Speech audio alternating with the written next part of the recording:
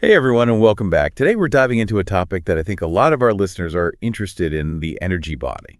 Yeah, it's something that is often talked about but not always fully understood. Right. Like, what is it really, and how does it affect us? To help us unpack this, we're going to be looking at an article from OneQuest called How to Control Your Energy Body. This article is a great resource for anyone looking to deepen their understanding of this often overlooked aspect of well-being. Okay, so first things first, what exactly is the energy body?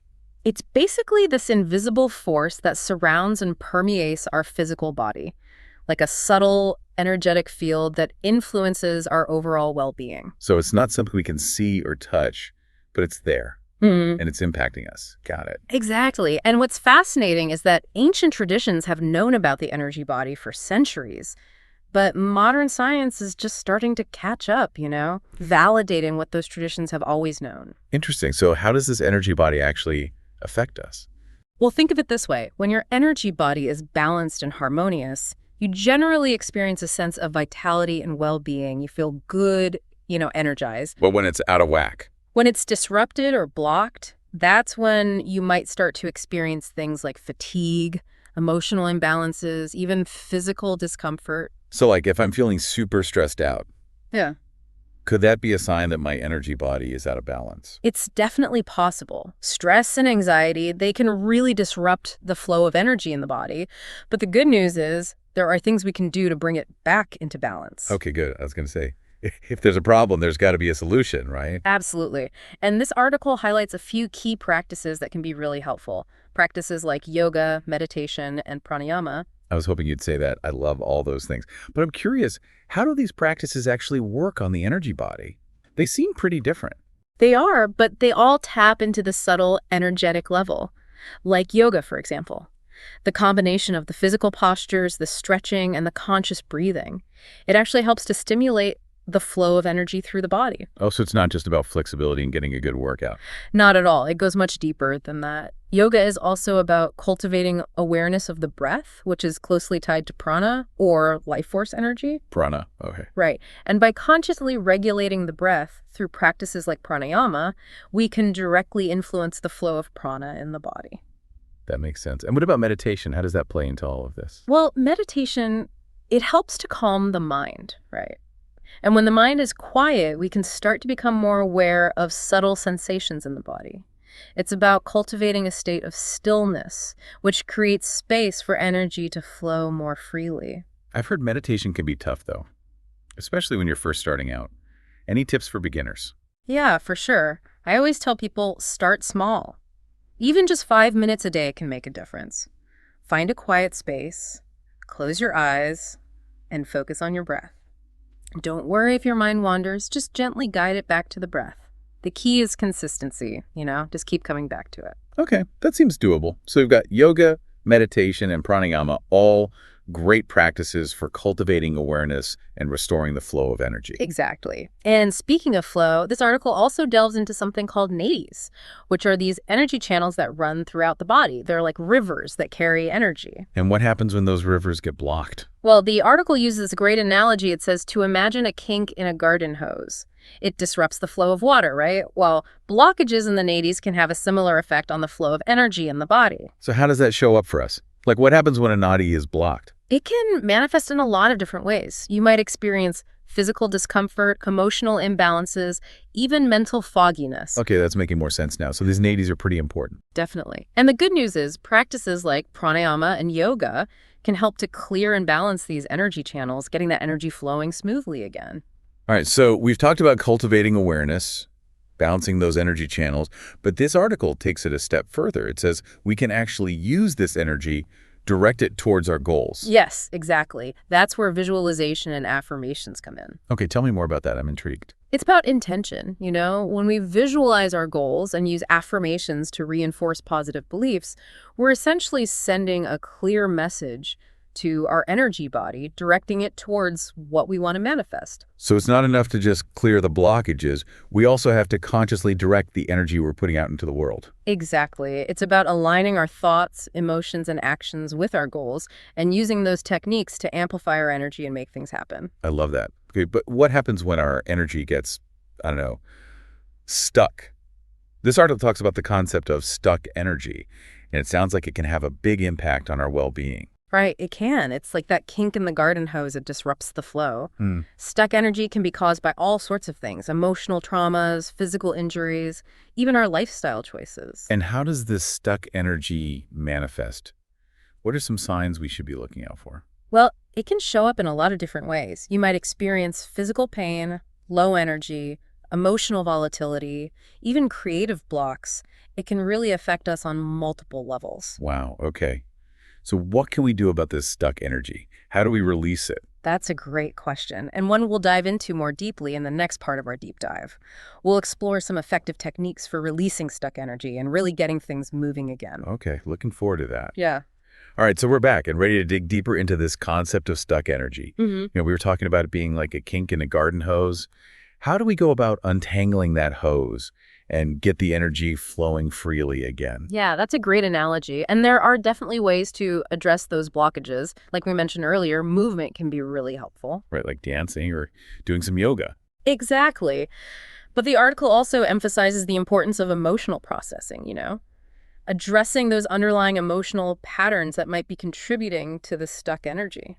So it's not just about physical movement, but also about addressing any emotional baggage that might be weighing us down. Precisely. Things like journaling, therapy, or even just taking some time for self-reflection can be incredibly beneficial. Okay, that makes sense. So we need to look at both the physical and the emotional aspects of this. Exactly. Often that stuck energy is rooted in unresolved emotional experiences or traumas. These practices can help us process and release those emotions, creating space for healing and allowing energy to flow more freely. So sometimes it's really about acknowledging and processing those emotions, allowing ourselves to feel them fully. Right. And sometimes that simple act of acknowledgement can be enough to shift the energy. Interesting. So we've talked about cultivating awareness, balancing those energy channels, working with stuck energy. But how does all of this come together to create a balanced energy body for, overall well-being? That's the ultimate goal, right? And the article seems to circle back to those foundational practices we talked about earlier, like yoga and meditation. Yeah, they seem to keep coming up. Right, and for good reason. They're both so powerful. Yoga helps harmonize our energy through those postures, the breath work, and the mindfulness. And meditation, it helps to quiet the mind and cultivates that inner stillness, allowing us to become more aware of our energy and learn to regulate it. You got it. They both provide such a holistic approach to well-being, addressing those physical, mental, emotional aspects. But there must be other things we can do too, right? Like it can't just be yoga and meditation. Oh, absolutely. There are so many different tools and techniques that people can explore. The article also mentions chanting and visualization, and even just bringing awareness to your breath can be helpful. So finding what resonates with us and incorporating it into our daily routine is key. Exactly. It's about finding what works for you and making it a regular practice. Speaking of things that are key, I want to talk about chakras. We touched on them briefly earlier. Can you give us a little Chakra 101? What are they exactly and what's their role in all of this? Okay, so imagine these spinning wheels of energy, and they're located along your spine. Spinning wheels, okay. Yeah, and each chakra governs specific aspects of your being: physical, emotional, and mental. So they're like energy centers. Yes, exactly. They receive, assimilate, and express life force energy. So if I'm understanding this correctly, each chakra is like a hub for a specific type of energy, and when they're all in balance, the energy flows smoothly throughout the entire system. You got it. It's like an orchestra, Each Yeah. instrument plays a different part, and when they're all in tune, they create beautiful music. But if one instrument is out of tune, it throws off the whole orchestra. Oh, I love that analogy. So what happens when one of these chakras is out of balance? Well, it can manifest in a lot of different ways, depending on which chakra is affected. For example, let's take the root chakra. It's located at the base of the spine, and it's all about security, grounding, and survival. The root chakra, okay. If the root chakra is blocked or deficient, you might experience anxiety, fear, or a sense of feeling ungrounded. You might even have trouble, meeting your basic needs. Wow. Okay, so if I'm feeling really stressed and like I can't get a handle on things, Yeah.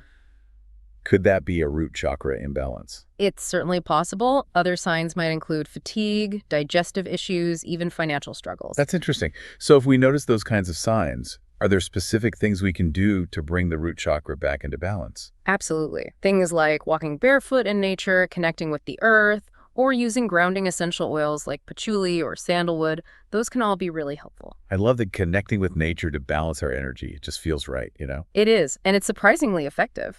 Now, moving up from the root chakra, we have the sacral chakra, which is located in the lower abdomen. Okay, the sacral chakra. This one's all about creativity, pleasure, sensuality, and our emotions. I've also heard it's connected to our relationships with others. That's right. When it's balanced, we experience healthy relationships, emotional well-being, and a sense of abundance and flow in our lives. But if it's blocked, it can show up as emotional instability, difficulty expressing our feelings, or challenges in our relationships. Makes sense. So what kinds of practices can help us balance the sacral chakra? Things like dancing, creative activities, or spending time near water. Water. How does water come into play here? Well, the sacral chakra is associated with the element of water. It's about fluidity, flow, and emotional expression. So spending time near water, whether it's swimming, taking a bath, or just listening to the sounds of the ocean, can be really soothing for this chakra. I can definitely see how that would be calming and restorative. Okay, so we've covered the root and sacral chakras. What's next on our journey up the spine? Next up is the solar plexus chakra, which is located around the navel area. This one's all about personal power, confidence, willpower, and self-esteem. So if someone's feeling kind of powerless or lacking in confidence, that could be a sign of a solar plexus chakra imbalance. Could be. You might also see things like digestive issues, difficulty making decisions, or a tendency to be, a bit controlling. Interesting. So how do we bring this chakra into balance? Well, the solar plexus is really our center of action and vitality, so practices that focus on building self-confidence and empowerment are key here. So things like setting healthy boundaries, engaging in physical activities that make us feel strong and capable, or using affirmations to cultivate self-belief. Exactly. All great ways to work with the solar plexus chakra. Okay, this is fascinating. I'm starting to understand how each chakra has its own unique qualities and how imbalances can show up for us in different ways. What about the heart chakra? I imagine that one's pretty important. It is. As you might guess, it's located right in the center of the chest and governs our capacity for love, compassion, connection, and forgiveness. So if someone's having trouble giving or receiving love or feels isolated and disconnected, could that be a sign of a heart chakra imbalance? It's certainly possible. Other signs might include difficulty forgiving yourself or others, feeling closed off emotionally, or even experiencing some physical symptoms like heart palpitations or respiratory issues. Okay, so what are some good ways to open and balance the heart chakra? Practices that cultivate compassion, forgiveness, and gratitude are essential. Things like loving kindness meditations, spending time with loved ones, engaging in acts of kindness, and even just practicing forgiveness towards yourself and others. I love that. It's like these practices not only benefit us individually, but also ripple outward, creating more love and compassion in the world. Right, and it all starts within. Okay, so we've explored the lower four chakras. Ready to venture into the realm of the upper chakras? Let's do it. I'm excited to learn more. Welcome back to our exploration of the energy body.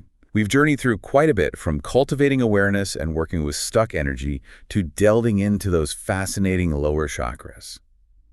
Now are we ready to explore the upper chakras, the final frontier, so to speak? Absolutely. We're just getting started. There's a whole other dimension to discover as we continue our journey upward. Okay, I'm ready. So we've covered the root, sacral, solar plexus, and heart chakras. What comes next? Next up, we have the throat chakra, located, as you might guess, in the throat area. It's all about communication, self-expression, and speaking your truth. Makes sense. So someone who's struggling to express themselves or feels like they're not being heard, could that be related to the throat chakra? It's definitely a possibility. Other signs might include things like frequent sore throats, thyroid issues, or even fear of public speaking. Basically, anything that hinders clear and authentic communication. So if I feel creatively blocked or like I'm holding back from saying what I really want to say, that could be a throat chakra issue. It's something to consider. The throat chakra is all about clear and authentic communication, both with ourselves and others. When it's balanced, we feel confident expressing ourselves and our voice flows effortlessly. Okay, I can see that.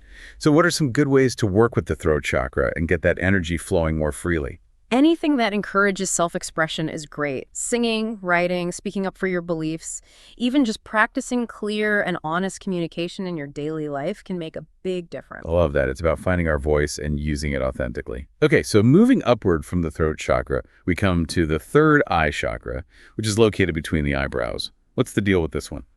This one's a little more mystical. The third eye chakra is all about intuition, insight, imagination. It's about seeing beyond the physical world.